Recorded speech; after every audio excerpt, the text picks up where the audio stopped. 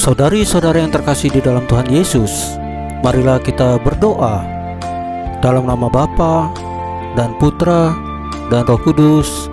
Amin. Bapa kami yang ada di surga, dimuliakanlah namamu, datanglah kerajaanmu, dan jadilah kehendak-Mu di atas bumi seperti di dalam surga. Berilah kami rezeki pada hari ini, dan ampunilah kesalahan kami, seperti kami pun mengampuni yang bersalah kepada kami. Dan janganlah masukkan kami ke dalam pencobaan, tetapi bebaskanlah kami dari yang jahat. Ya Tuhan Yesus, Tuhan dan Juru Selamat kami satu-satunya, terima kasih untuk penjagaan, pemeliharaan, dan berkat-berkat-Mu bagi keluarga kami pada hari kemarin. Terima kasih untuk hari yang indah serta nafas kehidupan hari ini. Ampunilah segala perbuatan, kelalaian, tindakan, pikiran, ataupun perasaan kami yang tidak sesuai dengan firman-Mu, ya Tuhan Yesus, sehingga menimbulkan dosa-dosa bagi kami.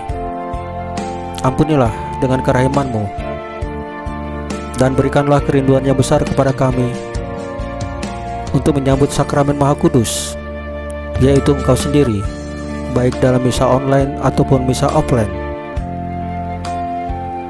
Ya Roh Kudus, hadirlah saat ini untuk memimpin dan membimbing kami dalam membaca firman Tuhan Yesus dan merenungkannya, sehingga kami dapat mengerti maknanya dan dapat kami laksanakan dalam hidup kami sehari-hari di tengah masyarakat kami. Amin. Dalam nama Bapa dan Putra dan Roh Kudus. Amin.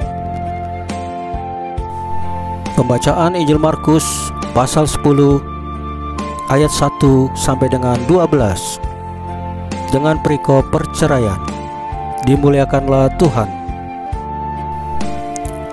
Dari situ Yesus berangkat ke daerah Yudea, ke daerah seberang sungai Yordan, dan di situ pun orang banyak datang mengerumuni Dia. Dan seperti biasanya, Ia mengajar mereka pula. Maka datanglah orang-orang Farisi, dan untuk mencobai Yesus, mereka bertanya kepadanya, apakah seorang suami diperbolehkan menceraikan istrinya? Tetapi jawabnya kepada mereka, apa perintah Musa kepada kamu? Jawab mereka, Musa memberi izin untuk menceraikannya dengan membuat surat cerai. Lalu kata Yesus kepada mereka, justru karena ketegaran hatimulah, maka Musa menuliskan perintah ini untuk kamu. Sebab pada awal dunia, Allah menjadikan mereka laki-laki dan perempuan. Sebab itu, laki-laki akan meninggalkan ayahnya dan ibunya, dan bersatu dengan istrinya, sehingga keduanya itu menjadi satu daging. Demikianlah mereka bukan lagi dua, melainkan satu. Karena itu, apa yang telah dipersatukan Allah tidak boleh diceraikan manusia. Ketika mereka sudah di rumah, murid-murid itu bertanya pula kepada Yesus tentang hal itu. Lalu katanya kepada mereka, barang siapa menceraikan istrinya, lalu kawin dengan perempuan lain, ia hidup dalam perzinahan terhadap istrinya itu. Dan jika si istri menceraikan suaminya dan kawin dengan laki-laki lain, ia berbuat zina.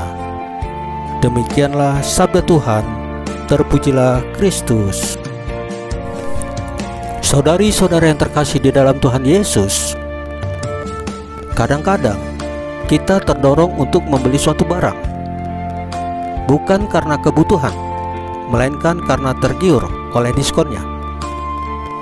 Setelah berhasil membeli barang berdiskon, lalu dengan bangga bercerita kemana-mana karena mendapat barang murah.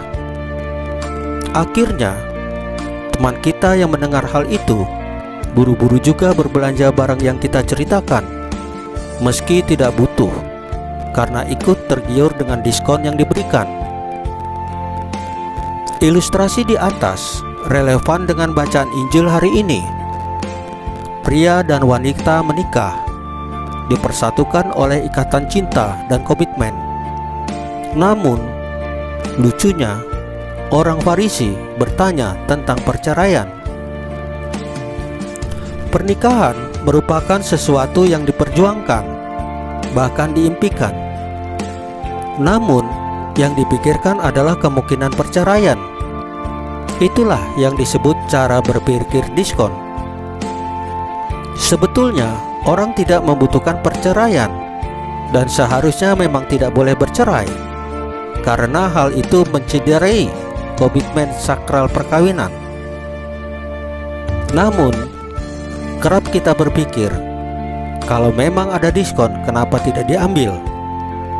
Yang dimaksudkan adalah pernikahan suci, jangan dilukai, apalagi dihancurkan oleh kemungkinan adanya perceraian. Yang diharapkan adalah kejujuran, supaya tidak bersungut-sungut dan saling menyalahkan. Saudari-saudara yang terkasih dalam Tuhan Yesus, marilah kita berdoa sebelum menutup renungan hari ini. Dalam nama Bapa dan Putra dan Roh Kudus, amin.